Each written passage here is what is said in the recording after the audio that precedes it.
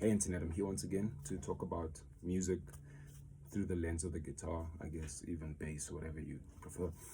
But I'm going to try something a little bit different. I'm shooting this in portrait mode rather than landscape, and it's not going to be a 1 minute short. It's going to be a longer form video that I'm probably going to turn into shorts. I'm going to chop them up. So if you're here watching the long form, thanks for joining me. A couple of things. This video is just about like how I encourage beginner guitarists to get familiar with the instrument, because let's be real, you could have been playing for years and still not feel as though you're good at music, and that's a whole other subject on its own. I'll probably make a landscape video on that, like a long form video on that. But this is basically just the stuff that I would suggest beginners focus on to get a grasp of the instrument, because to be honest, you can start making music at any point of your guitar playing journey, from the very beginning, from the first time you ever pick up an instrument. You can start making music then. The only thing is the knowledge of the notes, the knowledge of the sounds is very unfamiliar at that time, so the music you make is very limited. There's this interplay between how much you know and how much comes out, and sometimes what you know isn't what comes out because it hasn't been solidified, and that's a whole other topic on its own. But it takes some time for concepts to seep in, you know. So what I would suggest you do is start with a good old C major that everyone knows. Everyone has heard of C major. If you're a pianist, you know that it's all the white notes on the keyboard. If you're a guitarist, you know that it's this or this chord. You've probably learned this chord before. And then take the notes of C major, which is C, D, E, F, G, A, B, C. And then try and find them on every fret, one string, right? So you start with the open E, then you go F, G, A, B, C, D, E, F, E, D, C, B, A, G, F, E. That's hard to do. And that's going to take you some time. It's going to take you some time. And as you play these notes, you must say them out loud. You must enunciate the note. You can use numbers if you want, so you can say 3, 4, 5, 6, 7, 1, 2, 3, 4, 3, 2, 1, 7, 6, 5, 4, 3. I prefer the numbers over the letters, only because it makes more sense that you can use the numbers and apply them to any scale, but the notes, like what if we're in a flat key, like B flat? Now you must say flat, flat, flat, flat, which takes up twice the amount of speaking time than just saying a number like 1, 2, 3, 4. You know what I'm saying? Hope that makes sense. So you do that for all the strings. I'm going to do it right now. This might be embarrassing because I mean we're all learning, but I'm going to just do it. So 4, 3, 4, 5, 6, 7, 1, 2, 3, 4. 4, 3, 2, 1, 7, 6, 5, 4, 3. Cool. Then we'll do 6, 7, 1, 2, 3, 4, 5, 6, 7. 6, 5, 4, 3, 2, 1, 7, 6. Whew. Then we'll do 2, 3, 4, 5, 6, 7, 1, 2, 7, 6, 5, 4, 3, 3, 2, 2. I'm going to do that again. I messed it up. 2, 3, 4, 5, 6, 7, 1, 2, 7, 2, 1, 7, 6, 5, 4. Again, you see what I'm doing now, messing up? This is an indication that I should slow it down. I did it fast with the E string because I know the notes very well. I did it fast with the A string because I know the notes really well. The D string is throwing me for a loop, so I'm going to slow it down. Let's do that. And all of this must be done with a metronome. I can't explain to you how to use the metronome, but I would suggest something 60 beats and below, and playing each note for a whole, like a whole beat. Doesn't make sense. So it's like 1, 2, 3, 4, 2, 2, 3, 4, 3, 2, 3, 4. And as that's happening, you say the notes. So 2, 3, and you should visualize where you're going next. 4. What's the next note? It's the 5. And then after 5 would be 6. After 6 would be 7. After 7 would be 1. After 1 is 2 again. Before 2 is 1. Before 1 is 7. Before 7 is 6. Before 6 is 5. Before 5 is 4. Before 4 is 3. That went way smoother. There's nothing wrong with slowing it down, okay? So slow it down. Take some time. You're in the practice room. No one's watching you, okay? I mean, unless you live in a one-bedroom apartment with a life partner, that's a different story. But let's try the D string again. 2, 3, 4, 5, 6, 7, 1, 2, 1, 7, 6, 5, 4, 3, 2. Cool. Now, can you hear that? That 2 is hanging there. It really wants to go to. Okay, now the next string would be the G string. G is the 5 of C, so it's 5, 6, 7, 1, 2, 3, 4, 5, 4, 3, 2, 1, 7, 6. I messed it up again, so I'm going to do it again. 5, 6, 7, 1, 2, 3, 4, 5, 4, 3, 2, 1, 7, 6, 5. Cool. Then we move on to the B string. 7, 1, 2, 3, 4, 5, 6, 7. 7, 6, 5, 4, 3, 2, 1, 7. Lucky for us, the high E string is the same as the open E, so it's 3, 4, 5, 6, 7, 1, 2, 3. Did you see the difference between this? Huh?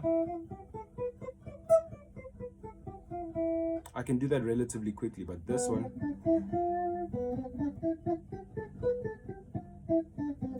my brain does a bit of a fart. That's the point. You want to be able to see which one of the strings you know better than the others, and the ones that you know well, leave them alone. Go for the ones that you don't know. Anything you do on this instrument, don't focus on what you already know how to do. Focus on what you don't know what to do. And then as you do that, you can start refining what you do know, okay? These things are all just letters of the alphabet. They're not phrases, they're not sentences, they're not words yet. They are the alphabet. You're learning to go A, B, C, D, E, F, G, okay? You're learning to do the alphabet. Even though this wasn't an A note and this wasn't a G note, but I mean, they fought so apart. That was an E and a C. Anyway, so after I do that, because I've connected all these notes one at a time and I've been aware that, okay, you see, there's my E, so that's my 4. That would be my 5.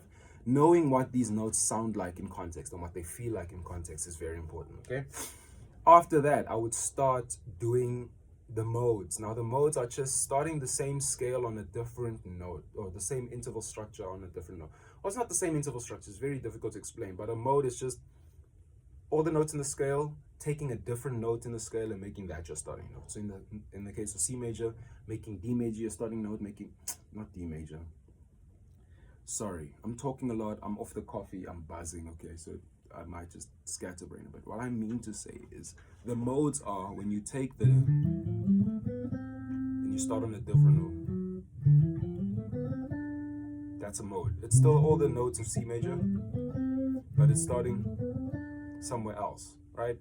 That's the point. The modes are like scales within scales. I will make a video, a long form video about modes in and of itself, the circular fifths, all that stuff. Okay, cool. So the lowest note available in C major on our instrument would be this open E. What is E in C? It's E Phrygian. Okay, cool. So that would look like this.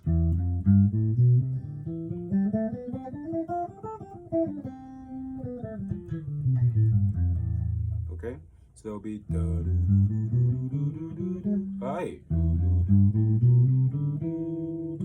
hey, what am I doing?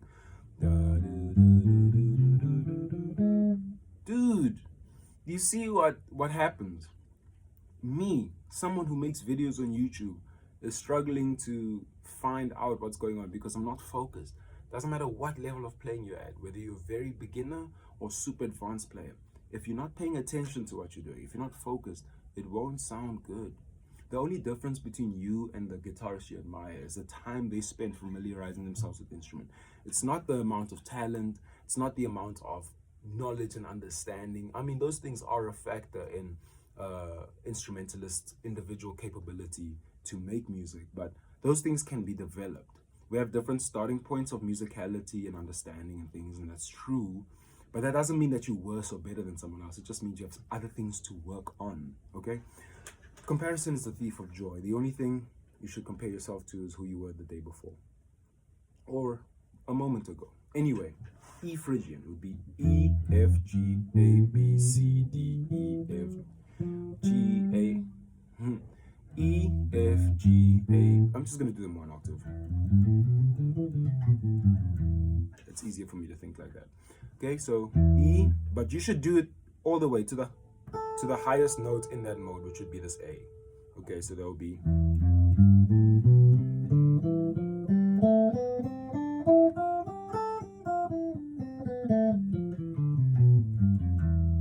Okay, then I go to the next one. This would be F Lydian. Right? The next would be G. And can you see I'm going up and down?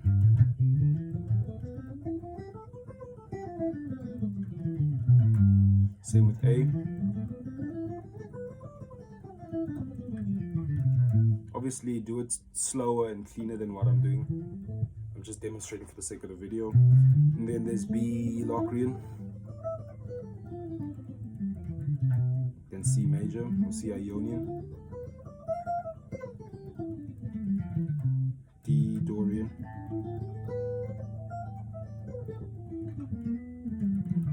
E Phrygian again. So the lowest note you started on should be the highest note that you end on. You can go further if you want. If you have a 24 fret guitar, that's fine. Go all the way to the 24th fret. But I'd be satisfied in my own practice. I'd be satisfied ending an octave where I started, right? So what I did was play up and down each mode. So E Phrygian, F Lydian, D Mixolydian, A Aeolian, B Locrian, C Ionian, D Dorian, back to E Phrygian, right? Up and down. Then I start weaving between the two of them. Okay, that would be the next step I do. Or maybe doing the same thing but in thirds. So instead of me going da da I'm just gonna go.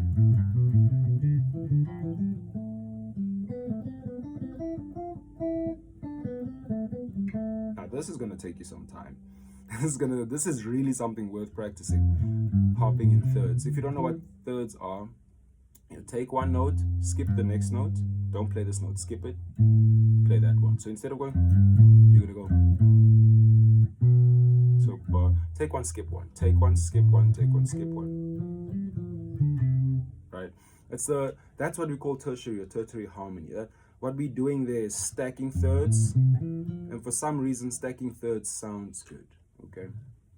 Okay, cool. So then you'll do that in thirds and in fourths, I would suggest. But you'll come to notice that fourths ascending feels like thirds descending. And that sounds trippy, but like going up in fourths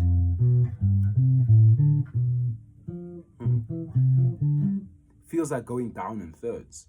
Because if I go up in thirds like this, going down, it feels the same. Now that's for you to investigate. I'm just giving you a quick run through of what I would focus on if I were a beginner.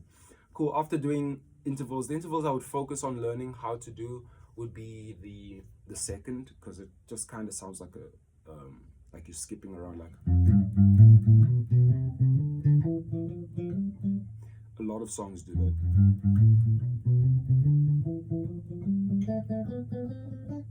So you're going one, and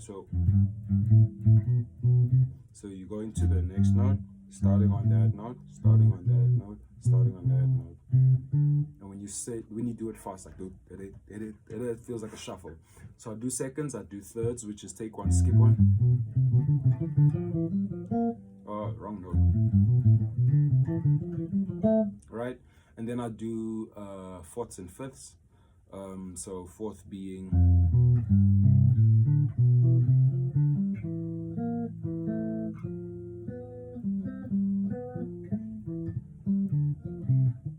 can you tell I have to work on these? And my point of this video is not to show you how good I am. My point is to show you that I'm a human being, and a year from now I'm going to be way better than what I am because I do this shit, and you should do it too. Okay, cool. So seconds, thirds, fourths, fifths, I guess, because fourths and fifths are kind of related, and sixths if you want to really get into them. But do as many intervals. I would suggest doing all 12 basic intervals, learning how to do the diatonic ones and the non-diatonic ones. So like your diatonic ones being your scale tones and your chord tones, and then your non-diatonic being the notes outside the scale. Okay, after you do thirds, fourths, fifths in sequence like that, I would suggest that you mix it up between shapes. So do the weaving thing where you go up one shape, down one shape. So that would look like this.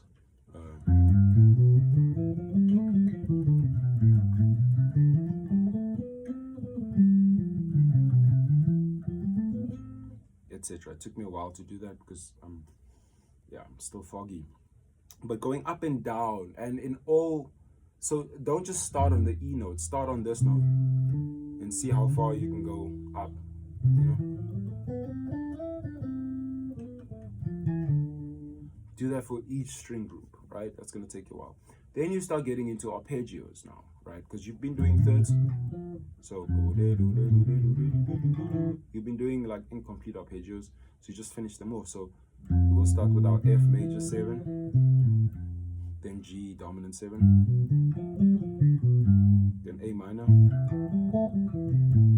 then B diminished, then C major. And you do that in each one of these positions. So if I was in the 5th position, it would be, there's my A minor. And you'll begin to notice that the A minor in 6th position versus the A minor in 1st position feel very different, or 2nd position. Position is indicated by the index finger. So if my index finger is on the 2nd fret, I'm in 2nd position. I've had too many arguments about what position playing is. I had someone tell me that position, there's only 5 positions on the guitar. I'm like, how can it be 5 positions but 12 frets? Makes no sense. There has to be 12 positions. But anyway, after you do that, so you'll do your 7th arpeggios for each one of those things, and then you'll start maybe, another thing you can observe is within the mode, there's a mode. Because it's like all of these things build on each other. So if I'm in F Lydian, if I start and stop on F, and I start and stop on G, and I start and stop on A, start and stop on B, etc. Doing this is the same as me going up. So you can go up either like this or like this on the guitar. So you can go higher in pitch like that or higher in pitch like that. And that's what makes the guitar so difficult to learn, is that there's many ways to skin a cat. Like middle C, this note, you know how many times it shows up on the instrument? Okay, 5 times. Yo, so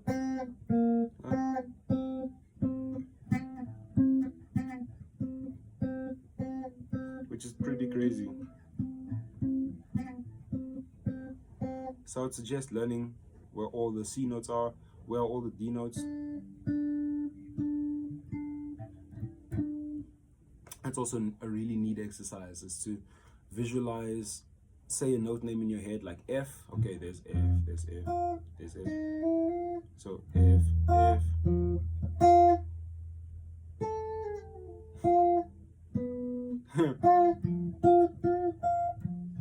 Etc. It took me a while to see the F because I don't practice my F notes.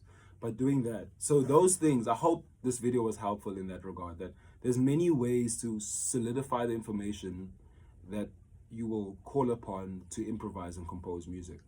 But just because you're familiar with the information, just because you've seen it and heard it before, doesn't mean you've internalized it. So you need to find your own method of internalizing things. And no teacher can tell you that, no college can tell you that, no music school can tell you what you need.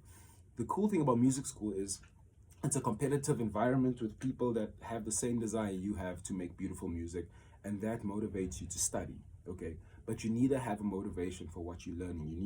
You need to know why you're putting the stuff into your brain. If you don't, your brain is going to throw it away. I promise you, your brain's going to get rid of it. So like 5 minutes of intentional learning is always better than 10 hours of non-intentional learning.